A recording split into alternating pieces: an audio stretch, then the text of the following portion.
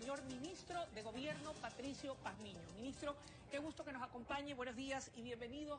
Su designación se da cuando faltan 6 meses para que culmine el mandato presidencial del licenciado Lenín Moreno. En ese sentido, quisiéramos iniciar esta entrevista conociendo cuáles serán sus frentes de acción, las acciones que va a tomar en lo que queda del presente mandato de gobierno.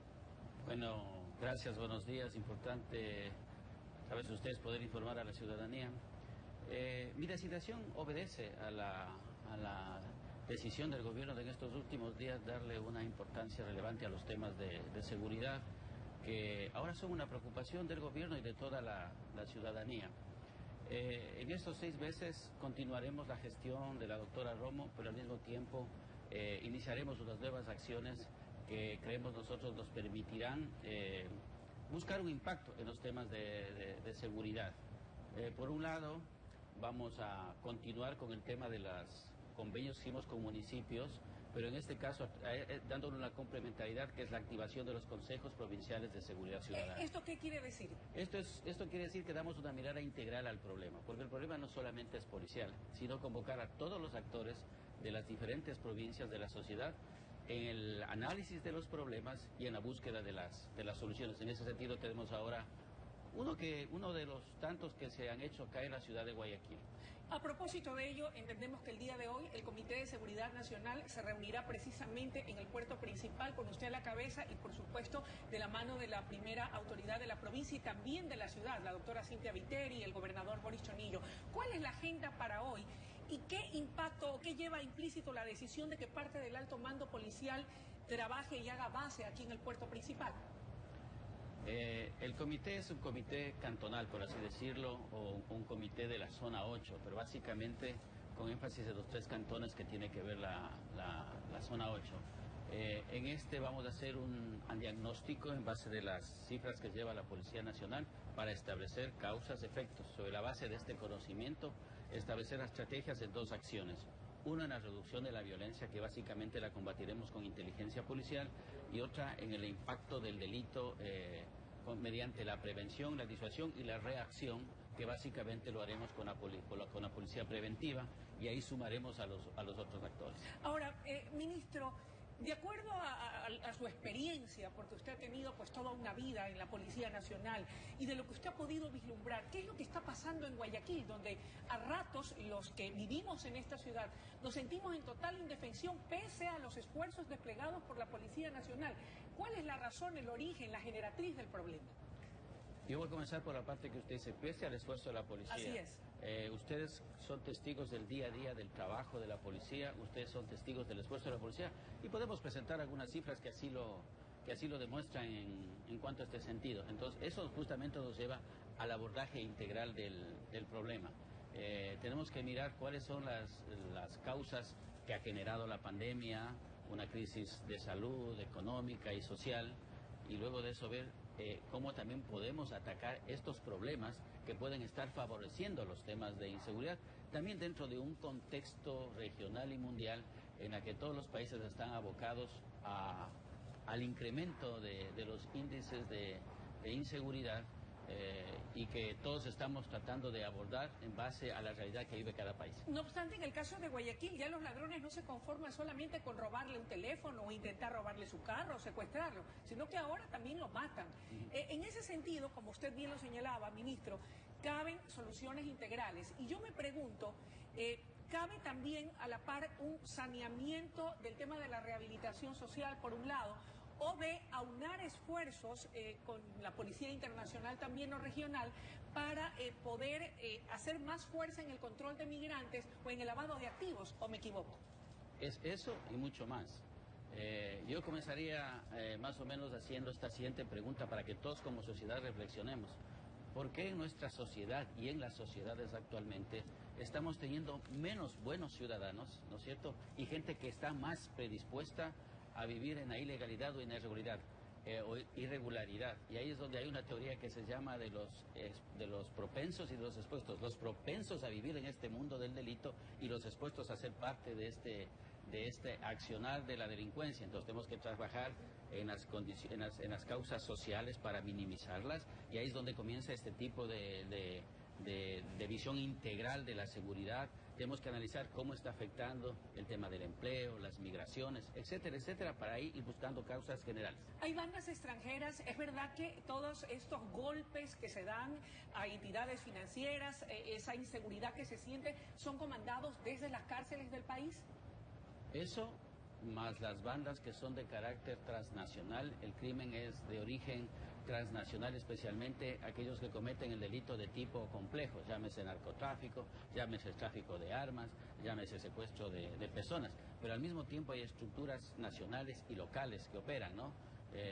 ¿Tienen identificadas sí. ya? En Guayaquil, el análisis que hicimos el día de ayer, último que me reuní con los jefes de policía, tenemos detectado 18 lugares, por así decirlo, 18 espacios o áreas dentro de los distritos, circuitos, donde están operando ciertas estructuras y más o menos 63 puntos específicos donde tendríamos problemas, tomando en consideración que el delito se desplaza luego de la acción, pero este es prevención, disuasión y reacción. Las causas de la inseguridad hay que combatirlas desde el punto de vista con inteligencia y desde los otros actores, desde sus competencias, a enfocar las causas sociales. Hablando de este tema puntual, el caso del señor Heriberto Glass Espinel y el caso del asesinato del colega periodista, comentarista deportivo Roberto Oña. ¿Hay novedades, ministro? Bueno, los dos casos, afortunadamente por la actuación de la policía, en un tiempo bastante bueno, han sido esclarecidos. En un caso, el señor Espinel, se determina que fue un secuestro extorsivo, se lo liberó, se logró la captura de 6 personas, las evidencias del cometimiento del delito, y en el otro caso aparentemente es una acción de delincuencia común por el robo de un celular, y es justamente lo que usted decía, lo que llama la atención ahora, que esta delincuencia de tipo común también está elevando sus niveles de violencia. ¿Qué tiempo se ha dado de plazo la Policía Nacional para recuperar el control de Guayaquil, que es una de las ciudades más afectadas por el tema de la delincuencia y la criminalidad? No tenemos plazo, ojalá lo pudiéramos hacer en la siguiente media hora. Es inmediatamente, por eso estamos generando una serie de acciones operativas, como el incremento de un personal para fortalecer las operaciones. Siempre es una estrategia que termina siendo cíclica, pero hay que hacerlo. La última, acuérdese usted que fue antes de la pandemia. Nos enfocamos, el comité, tomamos acciones que tuvieron un impacto. Luego el escenario cambió porque ese es el escenario de la seguridad, los escenarios difusos con los que trabajamos. Y luego de la pandemia nuevamente estamos enfrentando un tercer escenario. ¿Ameritaría pedir el apoyo de las Fuerzas Armadas?